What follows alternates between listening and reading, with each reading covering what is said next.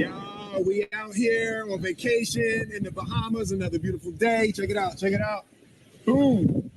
I want to talk to y'all for a minute about the power of perception.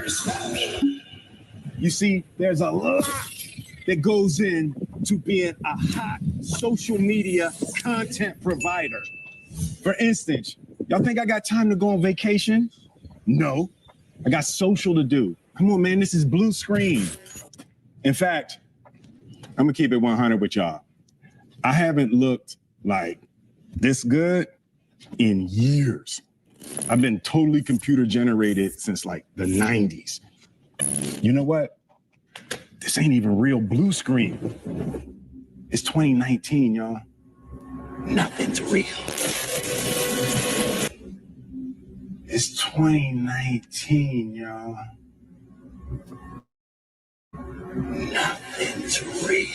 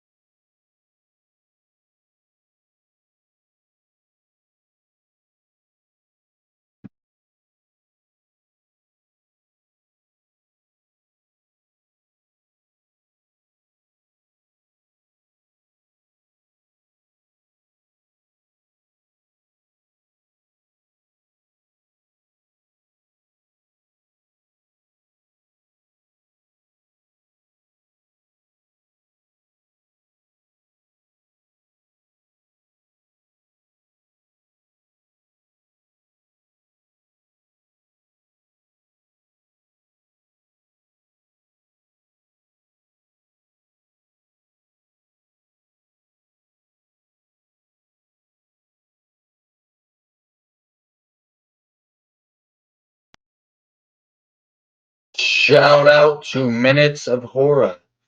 Welcome to the Chill Zone. I am your host, Pilgrim X, or Pilgrim, whatever you may wish to call me. I am going to be guiding you through this journey of self-discovery, darkness, and light. You will laugh, maybe even cry throughout the episode. Be sharing some news stories. And we're playing some videos. And who knows, we might throw some deck building. This might become a Black Phillip Show retrospect episode as well. You never know where the show goes.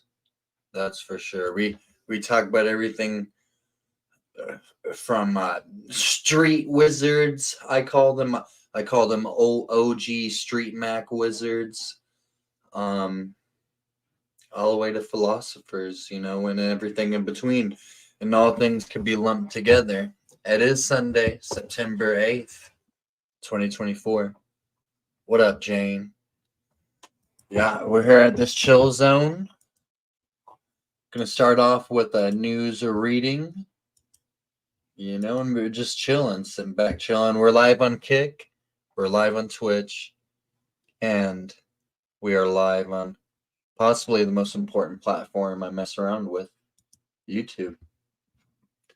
Come to a little bit of a slow start. I want to thank everybody who is watching, and I want to thank everybody who is watching in the future, all the time travelers.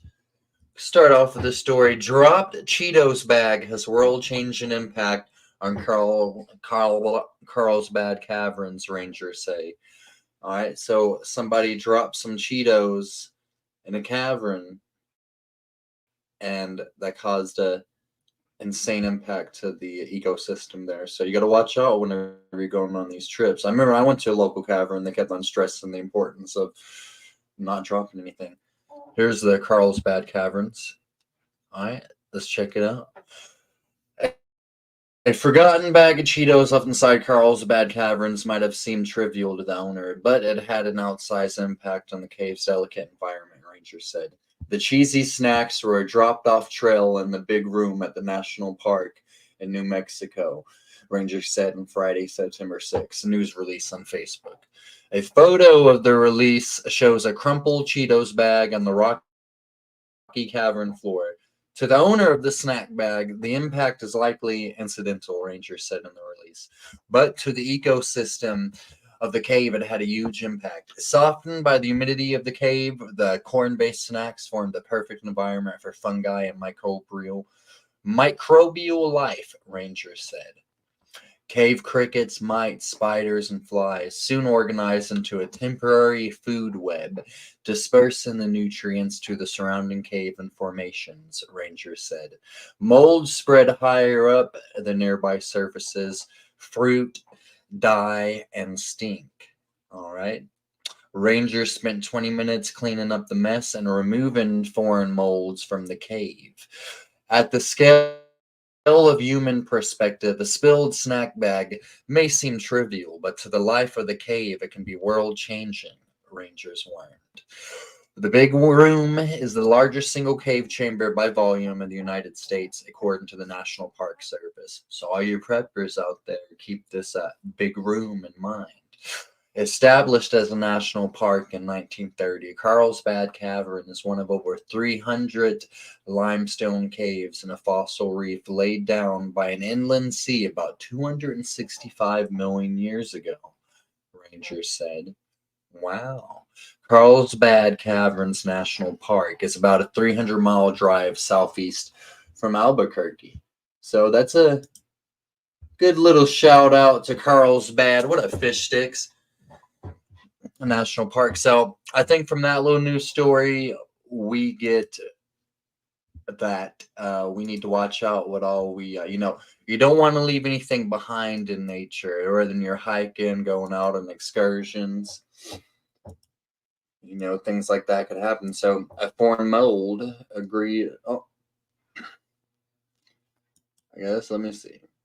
Peru confiscates hundreds of frogs used as aphrodisiacs. Wow. This warrants a little bit of sorry,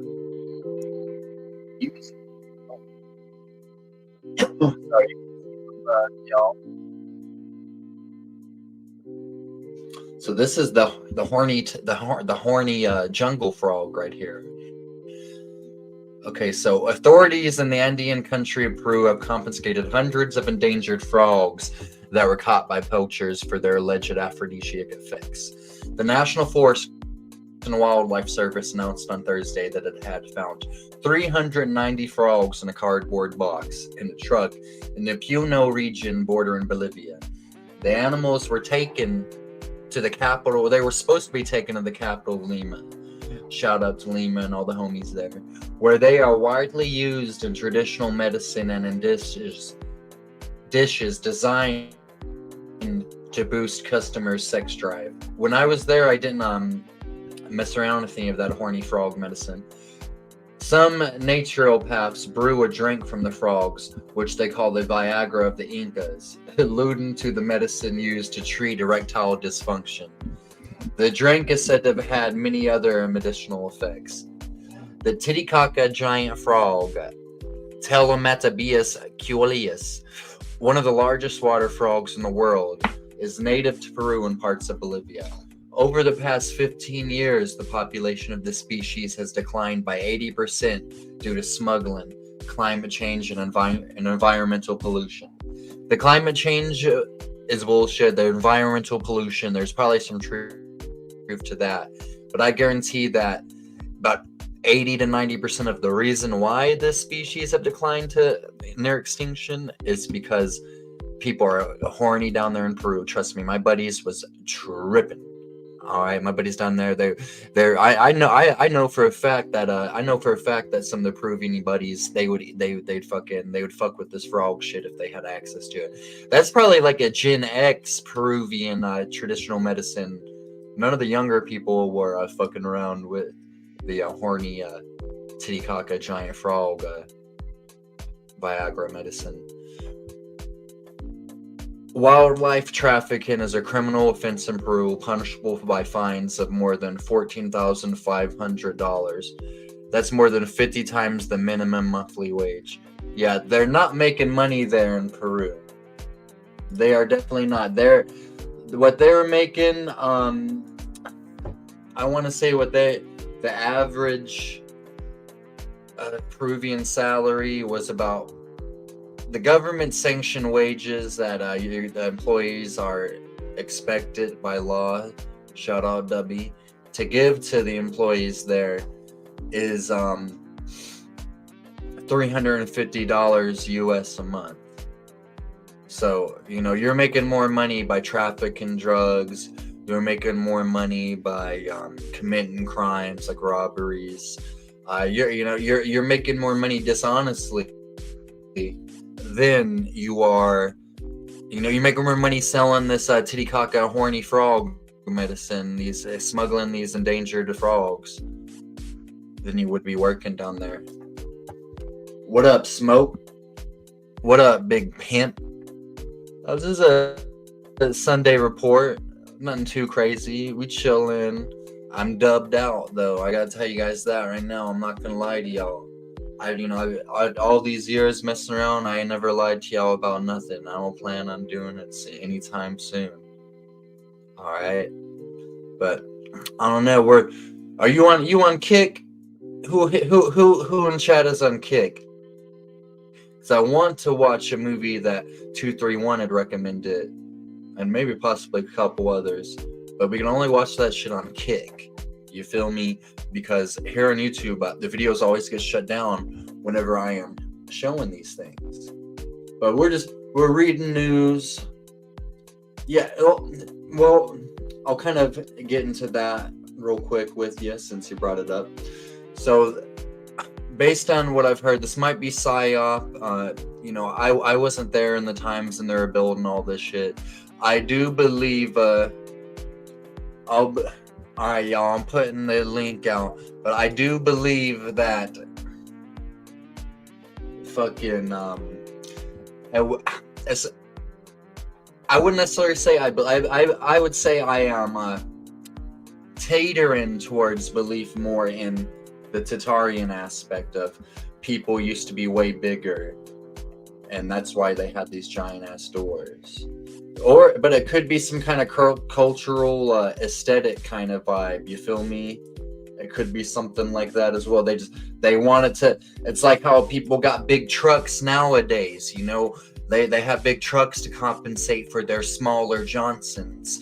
Hence why they had big doors in ancient days. You feel me? Because they wanted, even though back then they considered a big Johnson to be a symbol of stupidity, and that's why you see all the statues with the little Johnsons, and that represented wisdom. But I digress. Let me get to this link on Kick. So yeah, but I could believe it could be Tatarian though. I could believe it could be Tatarian origin. These things are a little, who's gonna, well, they're honestly, before modern technology and the shit to help out with opening the door. I heard about the Kentucky pew pew pew situation, but I didn't know that he was still on the loose. About to look into that. Yeah, but they probably used to use like slaves to open those big ass doors, if you think about it. Now, what up, Lady Smith? Yeah, we got a crowd up in here. 13 minutes in. This is a chill zone. This is a chill zone. Now we get enough people transferred over to Kick real quick. You don't have to. We'll keep it going on both channels. But if we do play a movie and commentate and laugh and joke, we would be cut off on YouTube. What up, Outpost? We got Outpost over here already in Kick. He up there. He firing up the chat right now. Let me see.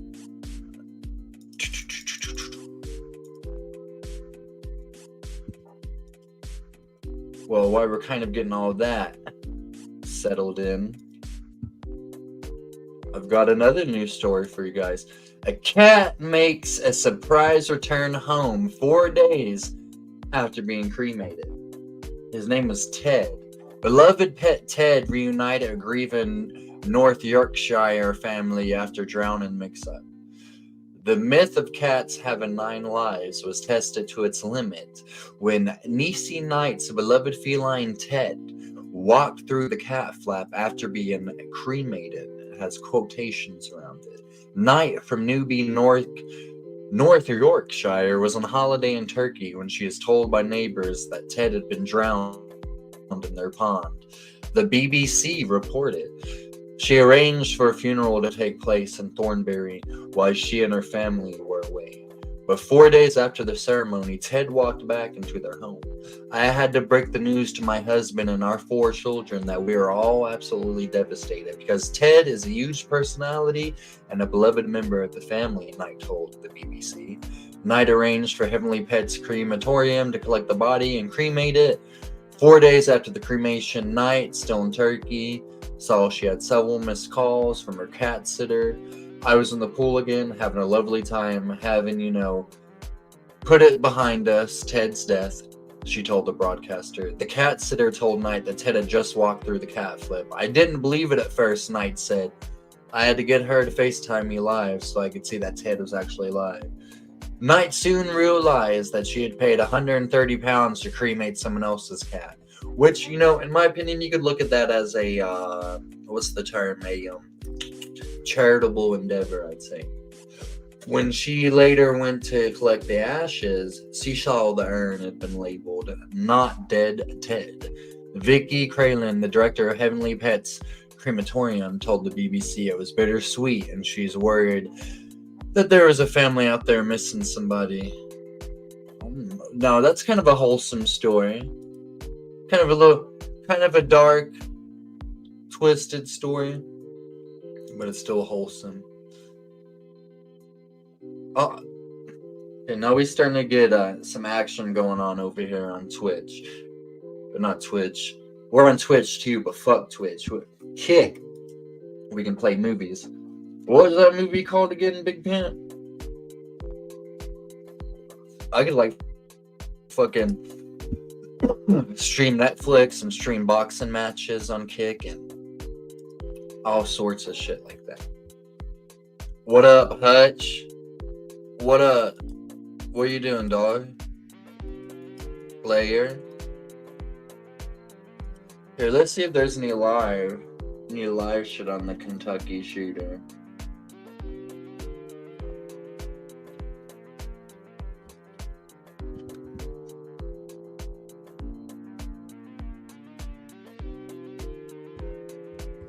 An interstate shooting. No, this news story could be all over the place. They probably got this guy mixed up with the dude. They're probably supposed to use this guy for the damn Trump assassination. They got him mixed up with this other guy, and so they're like, "Damn, we gotta act like this shooter is this shooter." So let's watch a couple of videos, give context about this because I saw the thumbnail for it recently, but I'm not familiar. And then we're gonna. I don't know if it got. We'll watch this real quick, and I'll give you all a second to rewind the beginning, or I might just show the video again. The algorithm and the AI are one. I figured out the way to conquer the algorithm and to use AI for a game. You can conquer the algorithm. Go to YouTube University. It's called YouTube Studio, and that is how you conquer the algorithm. And also connected to algorithm before we go to this interstate Kentucky shooting is whatever your algorithm is, the kind of videos you watch, you are also subjecting your children to watching that shit as well. Because if they got on your phone, they're watching all the same shit that you're watching.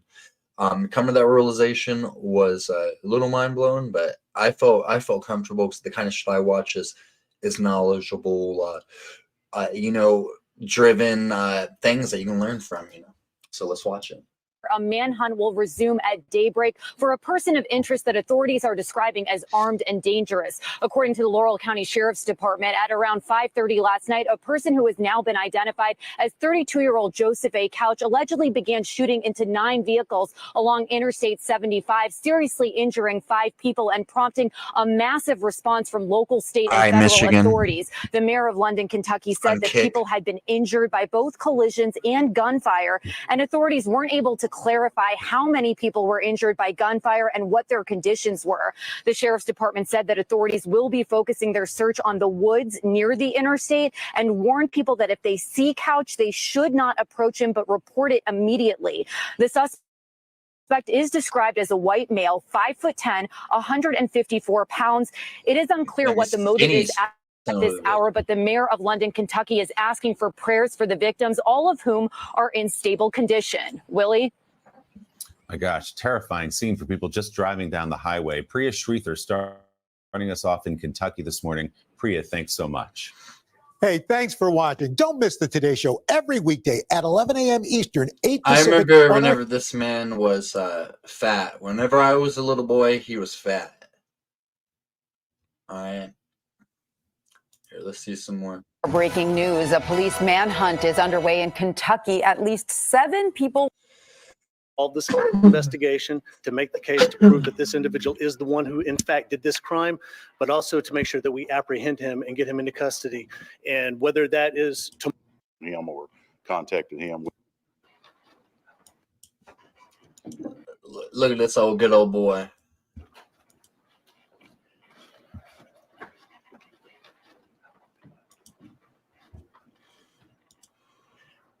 Okay, I think I've seen enough of you folks since Saturday, and I just want to tell you how much that we appreciate what you're doing, getting the word out about this.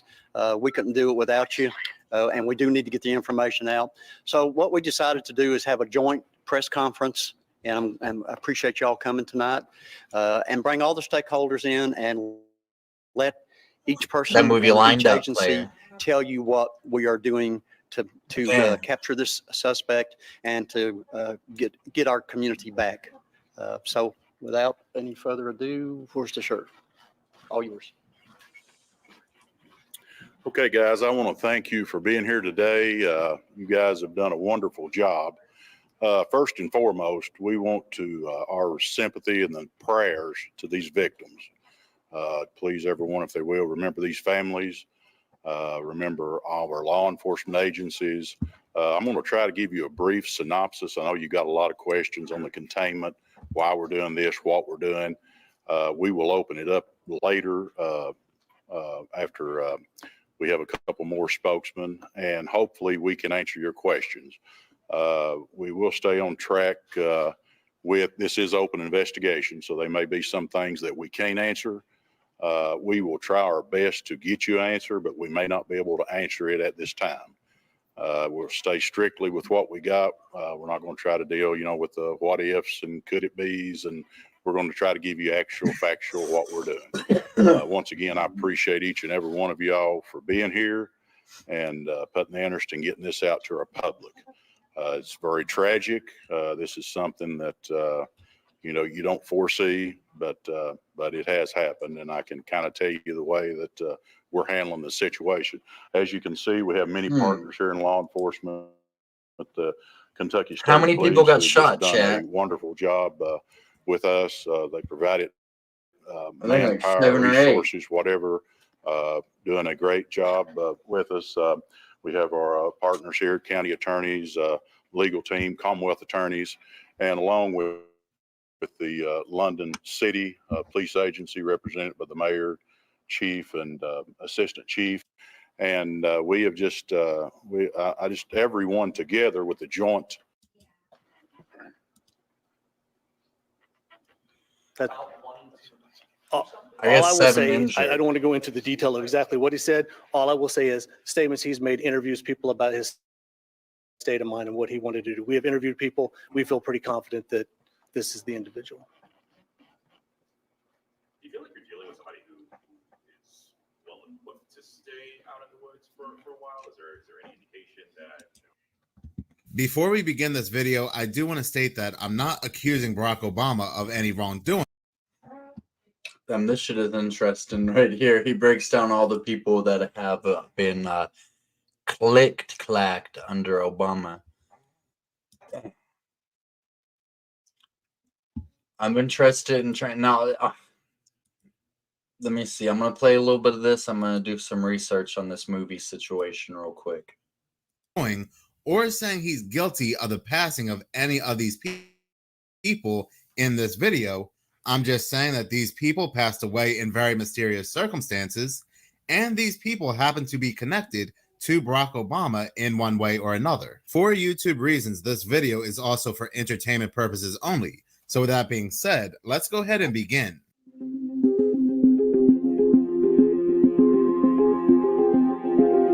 Shout out fucking Minutes of Horror!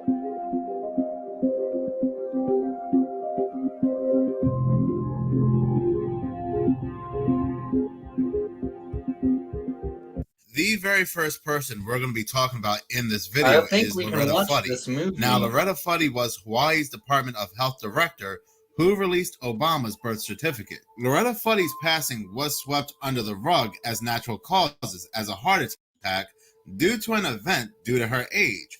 But this event that had sparked this heart attack is so mysterious that to this day, many people still have He questions. just bought it and now, went out and on started December shooting. 11th, 2013, a small plane in Hawaii on a routine flight in the middle of the day, taking off amidst a clear blue sky, suddenly experienced catastrophic engine failure, according to the pilot, Clyde Kawasaki. Shortly after the plane soared from Kalapapai, Molokai, Mr. Kawasaki heard a bang and the engine died.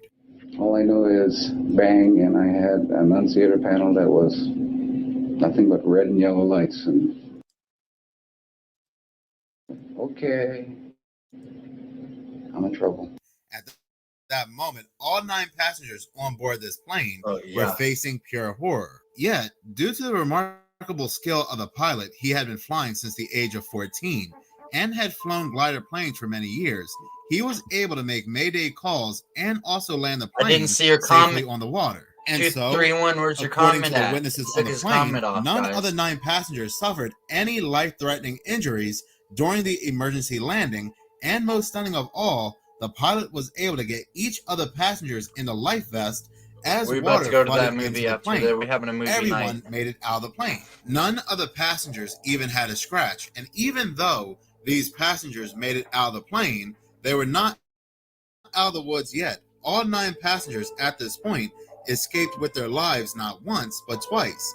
The landing had been smooth enough, and they were not trapped in the down plane, as it was engulfed by the sea that eventually claimed the entire plane. Even though these passengers made it out of the plane safely, their lives were still in danger. How long would they be able to float out there in choppy waters?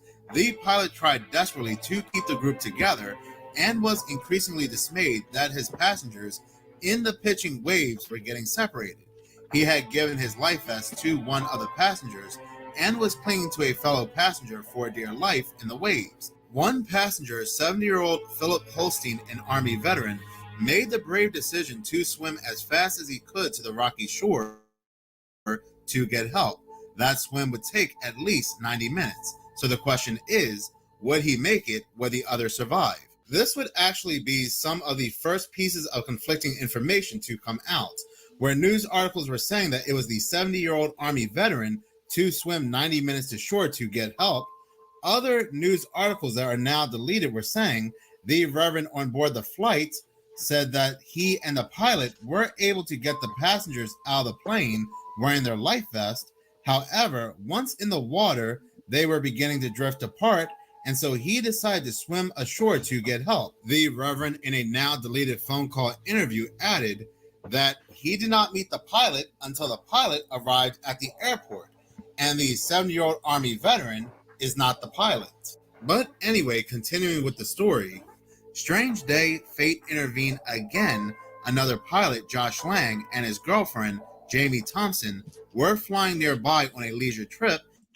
We have got an American Story, Battle of Athens, Tennessee, lined up next. Tower and flew to the airport at Kalapapa to look for help. They flew back and hovered over the group to let them know that help was indeed coming. Now, had the couple not been so sharp in the decisions they made, the passengers may not have been located until well after dark, say pilots who spoke to Hawaii News Now. Quoting Josh Lang, he says, "It was pure luck we were there when we were. I wanted to get as much help as I could. Miraculously, help came in time. The Coast Guard and fire crews arrived on the scene and began to pull the remaining 8 passengers out of the water. Mr. Holstein, the 70-year-old Army veteran, even swam the entire 90 minutes to shore, making it safely to shore. For almost every one of the passengers, they made it out alive safely 3 times on the same day. But despite all the skill, luck, and striking twist of fate that preserved the lives of most members of this group, one person still managed to pass away. And who would be so unfortunate? Well, that one unfortunate person being the Department of Health Director, Loretta Fuddy, age 65. She had been at the epicenter of the greatest ongoing controversy of the Obama administration over a simple but basic question: is the president eligible to hold office? Amidst multiple media firestorms where there were indeed some serious questions whether or not Barack Obama was eligible to hold the presidency, most in the American public accepted the president's election victories as legitimate because of Loretta Fuddy's work. Loretta Fuddy was extremely vital and the only person to prove whether or not Barack Obama was eligible to be president. In April 2011, Donald Trump led the crusade for Barack Obama to produce his long-form birth certificate. The White House, after stonewalling for quite some time, at last complied. Today, I'm very proud of myself because I've accomplished Trump's in on it too. That nobody else has been able to accomplish. I was just informed while on the helicopter that our president has finally released a birth certificate.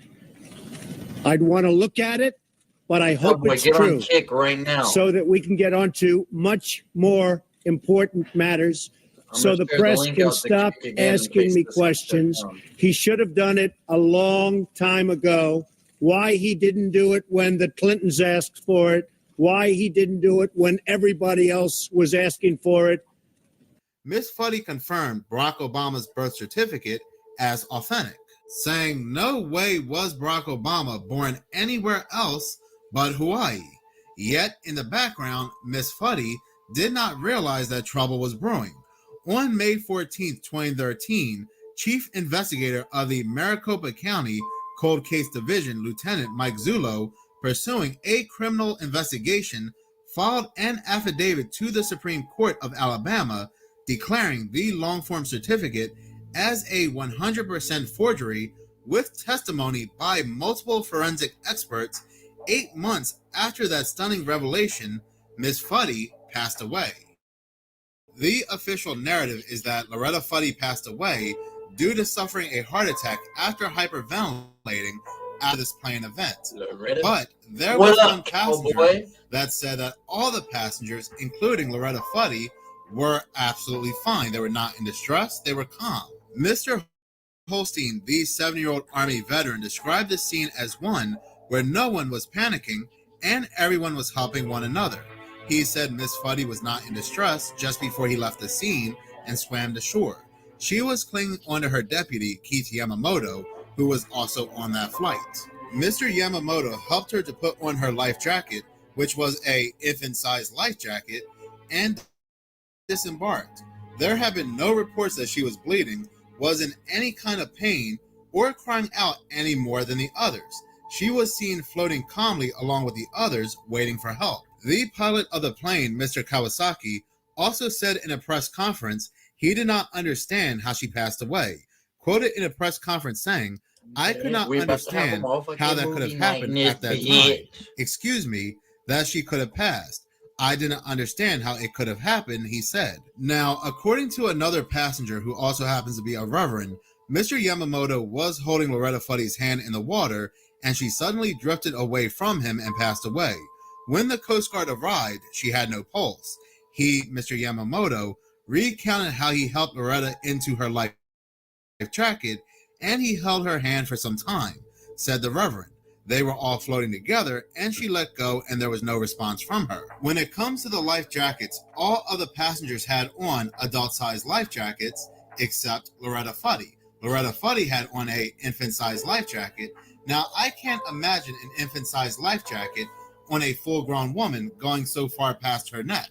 They did try to say that another person was wearing an infant-sized life jacket, but 8 adult-sized life jackets were found, and only 1 infant-sized life jacket was found, and that belonging to Loretta Fuddy. The only person wearing the infant-sized life jacket, well, passed away. Interestingly enough, the only other person they said had on an infant-sized life vest was the Army veteran who swam to shore. So why was Loretta Fuddy given an infant-sized life vest to begin with?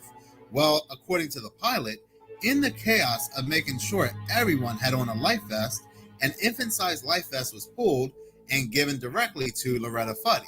Now remember, and again, I'm not blaming anybody of any wrongdoing, but Mr. Yamamoto, her deputy, said he was helping put on her life vest, but I can't imagine putting on an infant-sized life vest on a full-grown woman who said to weigh 220 pounds. The only place that infant-sized life vest is going is over her head and around her neck. Not only was Loretta Fuddy's vest an infant-sized vest, Fuck Loretta Fuddy. Now this movie, shout out to Michigan Outpost 231, an American story, the Battle of Athens, Tennessee, based on historical shit that actually happened, right? I love stories like this when the common person rises up against their oppressors for a righteous reason. They stood together, black and white, poor people, for their constitutional rights and for their liberty. And we are going to be stopping and playing this movie so that way hopefully we don't get shut down. But if we do get shut down, we're on kick. So fuck it, we'll keep on watching it.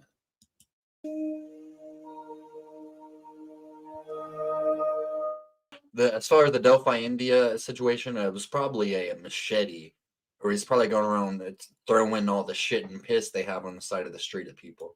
Star of all things familiar. But guys, if you guys are wondering where the rest of the chat is on Kick right now, the YouTube chat. However, this is the Kick situation is if this gets shut off, so y'all can bounce fat back and forth. Story connected to an Odinistic cult. I ain't never heard about traditional Nordic Germanic religion being connected to child female sacrifice. They would sacrifice their enemies in wartime to the war gods. I never heard of one sacrificing children. Listen. This is back whenever you could slap your wife and the cops would come to your house. It'd be 2 male officers. They'd come to your house. They'd see the situation and they would leave. Because they'd say that you were within your right of doing it. They'd say it with. You said something to me. An American story, the Battle of Athens, Tennessee. This is an educational movie within the realms of public domain. I think I'd show you. Honestly, I'd ask him first though. But this, I feel so bad for my buddy. Y'all keep him in your prayers. He's affected with shingles, y'all. This shit is crazy. After this movie, I'll do a little panel if anybody wants to pop in. Be letting Chris pop in and hear his story.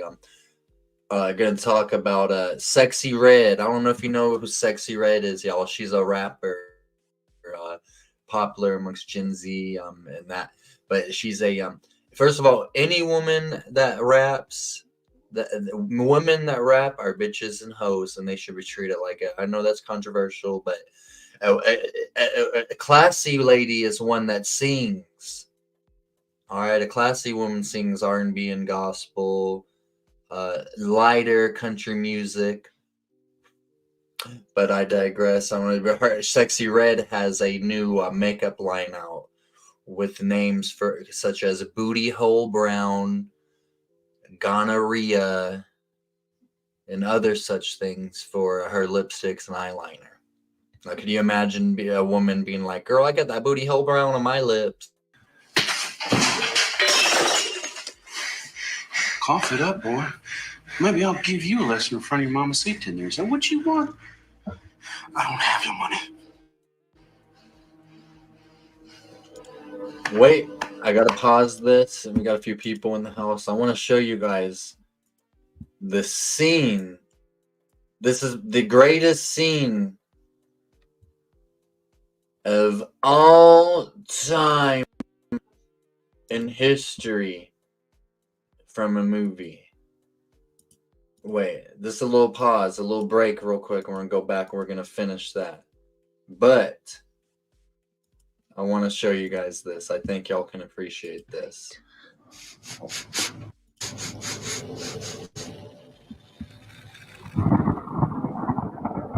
I can smell your nappy pussy.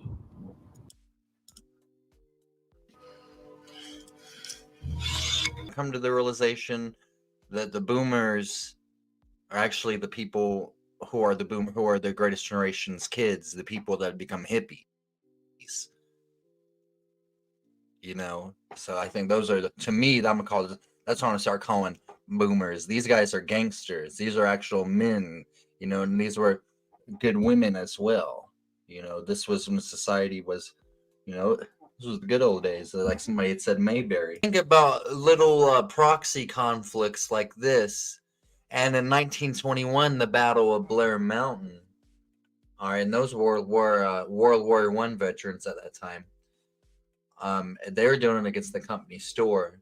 Now, these little proxy conflicts, if you think about it, help preserve the Constitution and our liberty. Okay, that's how the fuck you get your mayorness, right there. Well, let's give a shout out to the actor, see if you ever recognize any of the name. We'll listen to a song real quick. No way! Brett Johnson died because of that? I'll be a damn.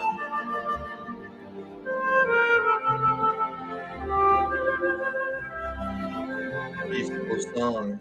I'm gonna play a song after this. Doing the stream. We might do a gaming stream.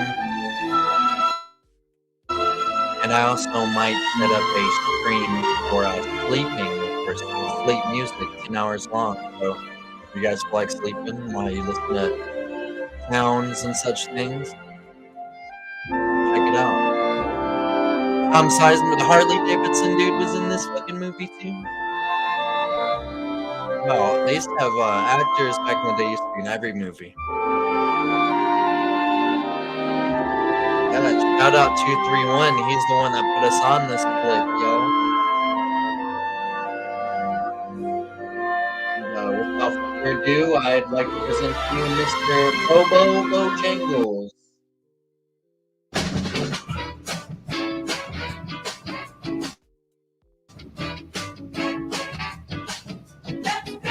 As we kick this night off, like I said, I might be streaming Space Marine 2. And the It was a Saturday at the bingo club. I was having some fun with a lovely lady. When all of a sudden, in a turn of events, my stomach turned and my face turned red. I think I just shit in my pants. No idea how it happened. I think I just shit in my pants. The smell is so bad, nobody's laughing. Yeah, I guess I just shit in my pants. Woo! Yeah. Bobo Johnson. What did I expect after eating that beef? Now the smell of my poop is all over my cheeks. I tried to run to the bathroom, but now it's running down my leg. I tried to excuse myself, but I don't want to make a mess. I think I just shit in my pants. No idea how it happened. Come here. I think I just shit in my pants. Shit in my pants. And nobody laughing again. Now he looks like he's transgender drug addict.